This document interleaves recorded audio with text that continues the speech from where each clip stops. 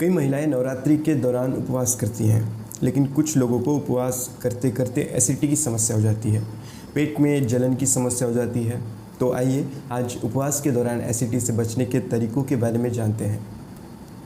नमस्ते everyone, myself as Sarvesh Tiwari स्वागत करता हूँ आपका द वायरल आयुर्वेदा शो के इस एपिसोड में।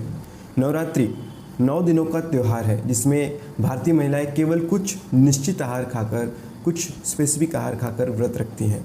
सामान्य तौर पर उपवास में अपने आहार से कुछ प्रकार के खाद्य पदार्थों को बाहर करना भी शामिल होता है। उपवास का कारण चाहे जो भी हो, एक चीज़ जो आम बात है वो होता है एसिडिटी। अब जब महिलाएं इस साल 15 से 24 अक्टूबर के बीच में नवरात्रि का व्रत रख रही हैं तो उन्हें इस बात का ध्यान रखना चाहिए कि एसिडिटी को दूर रखने के लिए वे क्या क्या इस नवरात्रि में खाएं। लेकिन पहले जानते हैं उपवास के बारे में। उपवास क्या है? उपवास एक विशेष अवधि के लिए भोजन या कुछ तरह के भोजन से खुद की इच्छा से स्वैच्छिक रूप से परहेज रखना होता है। अनेक धर्म में उपवास अलग अलग तरीके से किया जाता है। उपवास के दौरान लोग भोजन नहीं करते हैं या कुछ अलग या अक्सर अपने सेवन को कुछ एक स्पेशल व्यंजन या पीने के रेसिपी तक ही सीमित रखते हैं। उदाहरण के तौर पर अगर देखेंगे तो नवरात्रि किसी भी प्रकार के मांस, दाल, शराब और गेहूं के आटे को अपने आहार से बाहर रखना। उपवास आपके मेटाबॉलिज्म, इंटेस्टाइन और आपके वज़न पर प्रभाव डालता है। यही नहीं, उपवास आपके स्वास्थ्य पर सकारात्मक और नकारात्मक दोनों तरीके से प्रभाव डाल सकता है। कम समय का उपवास अगर आप करते हैं तो इंसुलिन के सेंसेशन में सुधार कर सकता है और शरीर को खुद में सुधार लाने को प्रेरक भी होता है।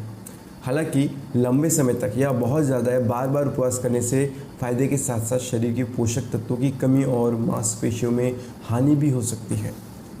पेट को खाली रखने के रिएक्शन में पेट में एसिड तैयार होता है और उससे उपवास करने से एसिडिटी की समस्या हो जाती है। ऐसे में उपवास के समय कुछ ऐसे खाना खाने से, जैसे मसालेदार, तेल का, या इससे पेट में जलन और बढ़ती जाती है। अगर आपको या आपके परिवार में कोई उपवास के समय पेट में जलन की समस्या जूझ रहा है तो कुछ उपायों को आजमा सकते हैं। पहली सलाह मेरी ये रहेगी कि आप नॉन एसिडिक या सरल भाषा में कहें तो ऐसा डाइट जिसमें खट्टापन ना हो, ऐसे भोजन या फल का सेवन ज़्यादा करें। इसका मतलब उपवास के दौरान आपको तरबूज, पपीता, सेब, अनार और केले जैसे फल आपके दोस्त होने चाहिए, आपके साथ होने चाहिए। दूसरी सलाह हाइड्रेशन पर ध्यान देना। शरीर में बराबर मात्रा में जल जाते रहना चाहिए। अच्छी मात्रा में पानी पीने से वज़न कम करने में भी मदद होगी और पानी से तृप्ति भी बढ़ती है और आपके मेटाबॉलिज्म रेट को भी बढ़ाती है। हाइड्रेटेड रहने से पेट के पीएच लेवल को बनाए रखने और एसिडिटी को रोकने में भी मदद मिलती है। मेरी तीसरी सलाह ये है कि अगर आप उपवास रखते हैं तो उस दौरान मसालेदार भोजन से बचें। मसालेदार और तले हुए खाद्य पदार्थ वास्तव में अच्छे लगते हैं, लेकिन कोशिश करें कि उपवास के दौरान इन्हें न खाएं, क्योंकि ये आपको एसिडिटी की तकलीफ़ पैदा कर सकता है।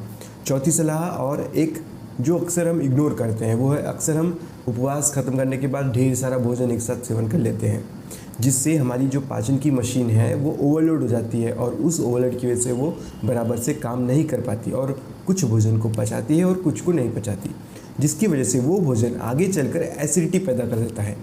इसीलिए जब भी उपवास छोड़ें तो शुरू में लिक्विड डाइट लें, उसके बाद थोड़ा पतला भोजन लें और उसके बाद हम नॉर्मल डाइट पे आना शुरू करते हैं। पांचवी और आज की अंतिम सलाह, चलिए अगर मान लीजिए आपको एसिडिटी हो ही जाती है, इतना आपने कुछ कर भी लिया फिर भी आपको एसिडिटी हो ही जाती है, तो उसका उपाय ये है कि 1 चम्मच सौंफ और खड़ी शक्कर उसको मिलाकर रख लें और उसको खाना खाने के बाद रोज़ 1 चम्मच उसकी आदत डालें। इससे आपकी नवरात्र एकदम शुभ बीतेंगी और आपके अंदर शक्ति आएंगी। आपको उपवास का नुकसान नहीं, फ़ायदा होगा। स्वस्थ रहें, आयुर्वेद चुनें अपने लिए, अपनी फैमिली के लिए। अगले एपिसोड में फिर मिलेंगे। धन्यवाद।